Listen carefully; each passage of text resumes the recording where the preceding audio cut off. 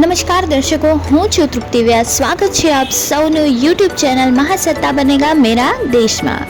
આજે આપણે વાત કરવાના છે ગુરુ અને શિષ્યના પ્રેમના પર્વ એટલે કે ગુરુ પૂર્ણિમા વિશેની. ગુરુ પૂર્ણિમાના દિવસે સમસ્ત ભારતવર્ષ પોતાના ગુરુનું પૂજન કરી શુભ પ્રેરણા મેળવે, ગુરુ ઋણ અદા કરવાનું પુરુષાર્થ કરે એ હિન્દુ પ્રણાલિકા છે.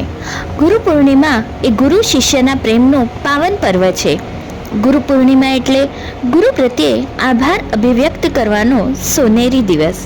ગુરુ પાસેથી આપણે જે પામ્યા તેમાંથી યત્કિંચિત ગુરુ ચરણોમાં સમર્પિત કરવાનો દિવસ એટલે કે ગુરુ પૂર્ણિમા.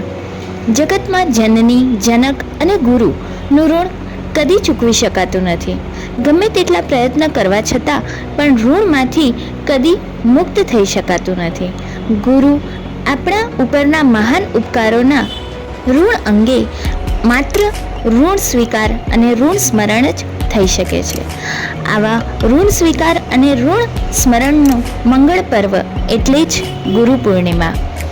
ગુરુ જ વ્યક્તિના જીવન ઘડતરની મુખ્ય ભૂમિકા ભજવે છે. એક શિલ્પી પથ્થરમાંથી ટાંકણે ટાંકણે શિલ્પને નિપજાવે છે, તેમ ગુરુ આપણા ચારિત્ર્યનું ઘડતર કરે છે. ગુરુની અમીભરી દ્રષ્ટિથી આપણી મલિનતા દૂર થઈ જાય છે.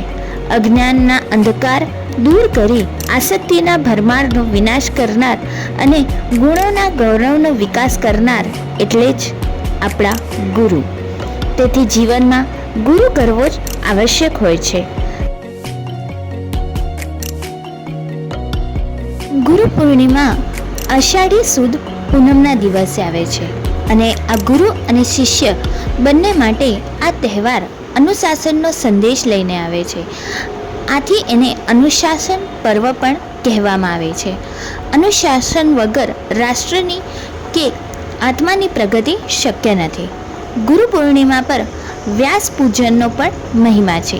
આ પર્વનો સંદેશ છે કે લેખક અને વક્તા પોતાની કલમ અને વાણીના માધ્યમથી વેદ વ્યાસજીનું અનુકરણ કરવા લાગે તો લોક કલ્યાણનું અડધું કાર્ય પૂર્ણ થઈ જાય. ગુરુ પોતાના શિષ્યને પોતાના પુણ્ય, પ્રાણ અને તપનો એક અંશ આપે છે. આ જ રીતે શિષ્ય પોતાની કમાણી, શ્રદ્ધા, પુરુષાર્થ, પ્રભાવ અને સંપદાનો એક અંશ ગુરુને સમર્પિત કરે છે. આમ ગુરુ અને શિષ્યનો સંબંધ આંધળા અને લંગડા જેવો બની રહે છે. સંત કબીરદાસનો એક પ્રચલિત દોહો છે: ગુરુ ગોવિંદ દોનો ખડે કાકે લાગુ પાય, બલિહારી ગુરુદેવ કી ગોવિંદ દિયો બતાઈ કબીરા, ગોવિંદ દિયો બતાય. અર્થાત એવા ગુરુના ચરણોમાં હું નમન કરું છું કે જેમણે મને પ્રભુનો સાક્ષાત્કાર કરાવ્યો છે. એટલે ગુરુનું સ્થાન પ્રભુ કરતાં પણ ઊંચું બતાવવામાં આવ્યું છે. દર્શક મિત્રો, આજકાલની દુનિયામાં તો ગુરુ બનીને કોઈ પણ જ્ઞાન આપી જાય છે. તેની પાસે જ્ઞાન હોય કે ન હોય, પણ દરેક વ્યક્તિ જ્ઞાન આપવા માટે તૈયાર જ બેઠો હોય છે. પરંતુ શું દરેક વ્યક્તિ એ જાણે છે કે ગુરુ કોણ બની શકે? એક નાનકડી વાર્તા દ્વારા આપણે આજે જાણીએ કે ગુરુ કોણ બની શકે. એક આશ્રમમાં વિશાળ સંખ્યામાં શિષ્યો ગુરુ પાસે અભ્યાસ કરતા હતા.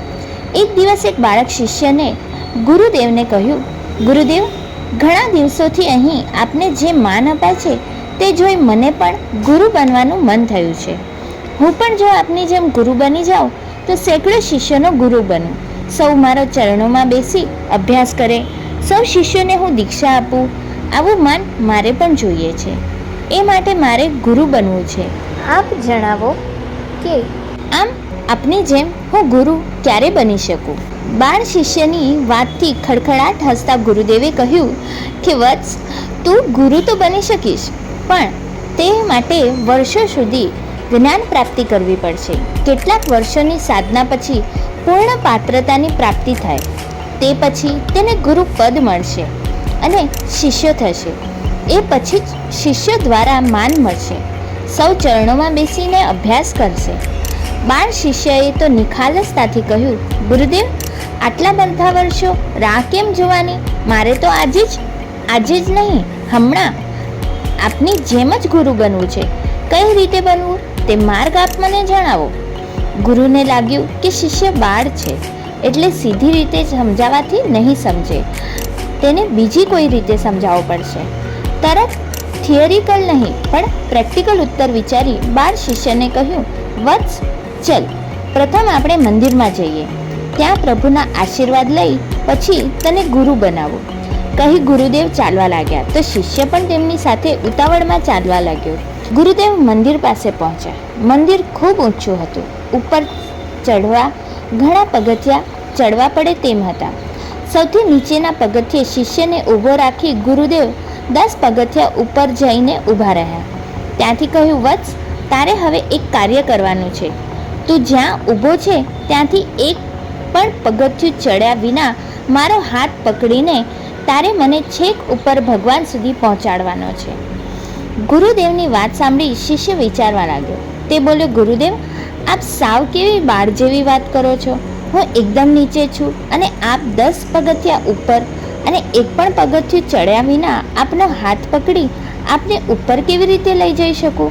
આપનો હાથ પકડવા માટે મારે પ્રથમ તો ઉપર આવવું પડશે.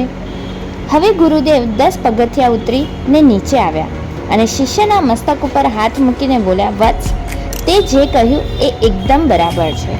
કોઈને ઉપર લઈ જવા માટે આપણું તે સ્તરે હોવું આવશ્યક છે. ગુરુની પ્રથમ ફરજ આ છે કે તેઓ પોતાના શિષ્યની આંગળી પકડી જીવનમાં એક પગથિયા ઉપર ચડાવે. જો મારી ઈચ્છા ગુરુ બનવાની છે તો એ માટે મારે શિષ્યોને ઉપર લઈ જવા પડશે અને એ પૂર્વે વર્ષો સુધી જ્ઞાન સંપાદન કરી ઉચ્ચ સ્તર સુધી પહોંચવું પડશે. ગુરુદેવ શું કહેવા માગે છે તે આ બાળ શિષ્યને સ્પષ્ટ સમજાઈ ગયું. આ હતી એક નાનકડી વાર્તા કે ગુરુ કોણ બની શકે છે. તો આપ સૌને પણ સમજાઈ તો ગયું જ હશે કે તમારા જીવનમાં એ કયો ગુરુ છે કે જેણે તમને જીવનમાં સાચો માર્ગ બતાવ્યો છે. કારણ કે ગુરુ એ જ હોય છે જે આપણને આપણા જીવનમાં સાચો માર્ગ બતાવે છે, આપણને સાચા માર્ગ ઉપર લઈને આવે છે. અને તે જરૂરી નથી કે આપણા સ્કૂલના કે કોલેજના શિક્ષકો જ હોય. આપણી માતા આપણો સૌથી મોટો ગુરુ છે. તે સિવાય આપણા પિતા પણ જીવનના મૂલ્યો આપણને સમજાવે છે. આપણા મિત્રો આપણને સાચા ખોટા માર્ગની સમજણ આપે છે. અને તે સિવાય એક રસ્તાનો જનાર પણ ક્યારેક આપણને કોઈક અજાણી શીખ આપી જાય છે જે આપણા જીવન માટે ખૂબ જ મહત્ત્વની હોય છે. આ એપિસોડ જોયા પછી દરેક દર્શકને મારી નમ્ર વિનંતી છે કે તમે તમારા જીવનમાં એવા કેવા અને કેટલા વ્યક્તિઓને મળ્યા છો કે જેમણે તમને જીવનમાં સાચા માર્ગ બતાવ્યા છે. તેમને આ ગુરુ પૂર્ણિમાના દિવસે જો મળી ના શકો, જો ફોન ના કરી શકો કે મેસેજ ના કરી શકો તો હૃદયપૂર્વક અંતર્મનથી એકવાર નમન જરૂર કરજો. તો આ સાથે જ હું તૃપ્તિ વ્યાસ આપ સૌની વિદા લઉં છું. આપણે ફરી મળીશું આવા જ કોઈક નવા એપિસોડમાં. નમસ્કાર.